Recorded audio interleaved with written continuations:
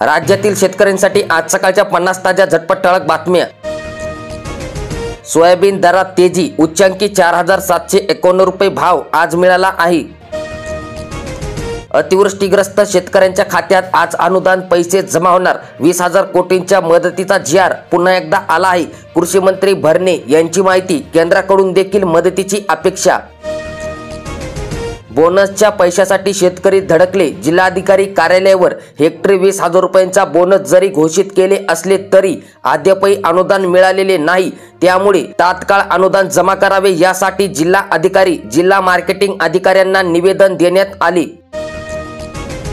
वर्धा जिल्ह्यात 15 नोव्हेंबर म्हणजेच की आजपासून जिल्ह्यात 6 केंद्रावर सोयाबीन खरेदीला प्रारंभ सुरू झाला। हमी भावाने खरेदीसाठी नोंदणी प्रक्रियेला वेग आला। ई-केवायसी पासून लाखो महिला वंचित, मुदतवाढीची युवासेनेची मागणी। लाडकी बहीण योजना अपडेट, ई-केवायसी साठीची मुदतवाढ देण्यात यावी अशी मागणी करण्यात आली। गोंदिया जिल्ह्यातील 2,33,000 शेतकऱ्यांना फार्मर आयडी मिळाला। अतिवृष्टीच्या नुकसान भरपाईचे चेक अडवले, बडोदा बँकेच्या दिरंगाईमुळे शेतकरी हैराण। नांदेड जिल्ह्यातील प्रकार, 35,000 लाडक्या बहिणी योजनेपासून बाहेर गेल्या। शहरातील सर्वाधिक 11,000 महिला आहेत। IT रिटर्न फाईल करणाऱ्या महिलांना देखील याचा फटका बसला। ई-केवायसी प्रक्रिया 18 नोव्हेंबर पर्यंत तुम्हाला करावी लागणार। कापूस उत्पादक शेतकऱ्यांना प्रति हेक्टरी 8,500 रुपये नुकसान भरपाई तसेच वेचणीसाठी प्रति हेक्टरी 10,000 रुपये बोनस देण्याची मागणी करण्यात आली आहे। मुख्यमंत्री देवेंद्र फडणवीस यांना तहसीलदारामार्फत निवेदन आज देण्यात आले। साईट चालत नसल्याने लाडक्या बहिणी चिंतेत, माई सेवा केंद्र चालकांची दुकाने दिवसा बंद, रात्री सुरू। खरीप हंगामातील 3,739 शेतकऱ्यांचे बोनस रखडले। 8,62,79,134 निधीची गरज। शेतकरी आर्थिक संकटात, धान बोनस बदल अपडेट आहे। भंडारा जिल्ह्यातील अपडेट, 31 डिसेंबर पूर्वी कपास किसान ॲपवर नोंदणी अनिवार्य। अर्जातील त्रुटीबाबत शेतकऱ्यांना मिळणार संदेश। आडसकरांनी तहसीलदार प्रशासनाला विचारला जाब, लवकरच शेतकऱ्यांना अनुदान देण्याचे केले आश्वासन। पात्र असूनही शेतकऱ्यांना अनुदान नाही। छत्रपती संभाजीनगर जिल्ह्यातील अपडेट, परित्यक्त्या विधवा यांना लाडकी बहीण योजनेतून डच्चू, म्हणजेच की त्या लाडकी बहीण योजनेस पात्र नाहीत। ई-केवायसी साठी उरले केवळ 5 दिवस। 18 नोव्हेंबर पर्यंत शेवटची हेडलाईन देण्यात आली। अमरावती जिल्ह्यातील 66,000 लाडक्या बहिणींना आज वगळण्यात आले। रोजगार सेवकांची धावपळ, रोजगार हमीसाठी ई-केवायसी बंधनकारक करण्यात आली। इंटरनेट नॉट कव्हरेजमुळे ई-केवायसी करण्यास अडथळा येत आहे।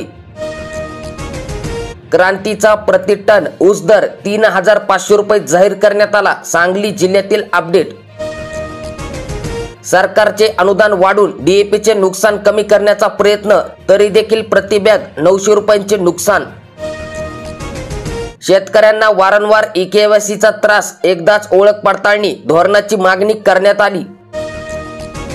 सोयाबीनला वाढता भाव, शेतकऱ्यांच्या आशा पल्लवीत। उदगीर आडत बाजारामध्ये 4,700 रुपये दराने खरेदी सुरू आहे। केळीचे दर घसरल्याने उत्पादन अडचणीत। 300 ते 400 रुपये प्रति टन दराने उत्पादन खर्च देखील निघेना।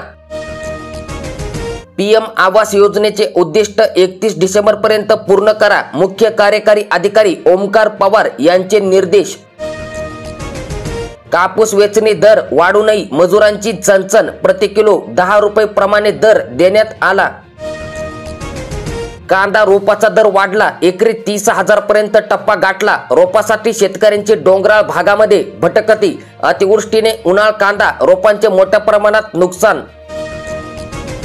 पीक पेरण्या रखडल्या, वापसाच नाही। किनवट तालुक्यात केवळ 11.49% रब्बी पेरण्या। या महिन्याभरामध्ये पेरणीच्या क्षेत्रामध्ये वाढ होणार। मनरेगाच्या 77% मजुरांची ई-केवायसी बाकी। शासनाने 20 नोव्हेंबर पर्यंत दिली मुदतवाढ। नेटवर्कसह इतर कारणांनी येत आहेत अडचणी। 4 महिन्यांपासून अनुदान ठप्प, लाभार्थी संकटात। घरकुल योजना अपडेट आहे। वाशिम जिल्ह्यातील अपडेट, जिल्ह्यामध्ये यंदा पहिल्यांदाच होणार उपविभागीय वाळू घाटांचा लिलाव. खनिज कर्म विभागाकडून निविदा प्रक्रिया सुरू. 3 उपविभागामधील 42 वाळू घाटांच्या यात समावेश करण्यात आला. वर्धा जिल्ह्यातील अपडेट. अतिवृष्टीच्या आर्थिक मदतीपासून अद्यापही शेतकरी वंचितच. न्याय न दिल्यास अन्नत्याग आंदोलनाचा इशारा देण्यात आला. शेतकरी अतिवृष्टी अनुदानापासून वंचित. वाशिम जिल्ह्यातील प्रकार. शेतमजुरीचे दर वाढल्याने यांत्रिकी शेतीला पसंती. वेळ पैशांची बचत. शेतीत आधुनिक यंत्राचा वापर वाढला. वाढत्या शेतमजुरीने शेतकरी हतबल झाल्याचे चित्र. अद्यापही शेतकऱ्यांना विमा कंपनीने नुकसान भरपाईची रक्कम अदा केलेली नाही. अरविंद तट्टे यांची रक्कम देण्याची मागणी. अमरावती जिल्ह्यातील अपडेट. बाजारात मक्याला 2301 रुपये, सोयाबीनला 4610 रुपये प्रति टन म्हणजेच की प्रति क्विंटल उच्चांकित दर आहे. धान्य भुसार शेतमाल लिलावास प्रारंभ. नाशिक जिल्ह्यातील अपडेट. कृषी यांत्रिकीकरण योजनेअंतर्गत मुदत शिथिल. शेतकऱ्यांना मोठा दिलासा. रेशनचा गहू तांदूळ थेट दुकानात. गावागावात फिरून धान्य घेतले जाते विकत. किरकोळ बाजारामध्ये हरभरा भाजींचे आगमन झाले आहे.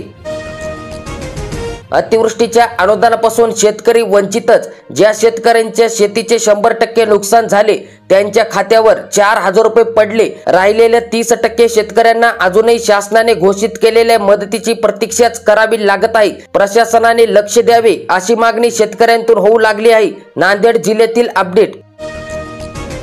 काल दिवसभरामध्ये आला 200 टन कांदा. दरात घसरण झाल्याने शेतकऱ्यांना तोटा. किरकोळ बाजारात मात्र ग्राहकांची लूट. कांद्याला भाव मिळेना. शेतकऱ्यांनी उभ्या पिकावर फिरवला रोटावेटर. चांगल्या कांद्याला 30 रुपये किलो प्रमाणे दर बाजारात मिळत आहे. डिजिटल जीवन प्रमाणपत्र आहे का? अन्यथा पेन्शन नाही. निवृत्ती वेतन धारकांनो 30 नोव्हेंबर पर्यंत दाखल करा कागदपत्रे प्रमाणपत्र. लॅपटॉप नाही, वेतनही नाही. कृषी सहाय्यकांचे ऑनलाईन काम बंद. मागण्या पूर्ण होईपर्यंत आंदोलन राहणार सुरूच. रब्बी हंगामासाठी पीक विमा योजनेअंतर्गत अधिसूचित पिकांसाठी 70% जोखीम स्तर. शेतकऱ्यांनी 15 डिसेंबर पर्यंत नोंदणी करावी. शेतकऱ्यांना दुबार पेरणी करावी लागणार. ऑक्टोबरच्या शेवटी अवकाळी पावसामुळे संकट. राज्यभरातील शाळा 24 नोव्हेंबरला बंद राहतील. टीएटी सक्ती विरोधात शिक्षक संघटनेचा निर्णय. अतिवृष्टीच्या नुकसानीची मदत खात्यात जमा न झाल्याने शेतकऱ्यांतून रोष. यवतमाळ जिल्ह्यातील अपडेट. लाडकी बहीण योजनेअंतर्गत ई-केवायसी साठी बऱ्याच महिलांना अडचणी येत आहेत. त्यामुळे ई-केवायसी साठी लाडक्या बहिणींना आधार किंवा स्वय घोषणा पत्रांची परवानगी द्या. संध्याताई राठोड यांची मुख्यमंत्र्यांकडे मागणी. तुरीवर अळीचा प्रादुर्भाव. शेतकरी झाले त्रस्त. सोयाबीन पाठोपाठ कापसाला अल्पभाव. शेतकऱ्यांवर देशोधडीला लागण्याची वेळ. शेतकऱ्यांची वाढली आता चिंता. बहुप्रतीक्षित असलेली कृषी समृद्धी योजना 2025-26 राबवण्यास राज्य शासनाने मान्यता दिली. अतिवृष्टीग्रस्त शेतकऱ्यांना मोठा दिलासा मिळणार. कृषी समृद्धी योजनेअंतर्गत ड्रोन, शेततळे सुविधा केंद्र आणि BBF यंत्रासाठी मिळणार आता शेतकऱ्यांना अनुदान. सोयाबीन गेले, कापसांचे तेच हाल. मितूर हरभरा पिकावर शेतकऱ्यांची आशा. कपाशीचा हंगाम देखील मुदतीपूर्वीच संपणार. आपल्या देशाच्या प्रधानमंत्र्यांनी सांगितलं की आता 1500 रुपये कमावणारी आमची बहीण नाही, तर आम्हाला लखपती दीदी तयार करायची आहे. म्हणजे जी माझी बहीण वर्षाला दरवर्षी 1 लाख रुपयांपेक्षा जास्त पैसा स्वतःच्या भरोशावर कमवते, अशा लखपती दीदी तयार करायच्या आहेत.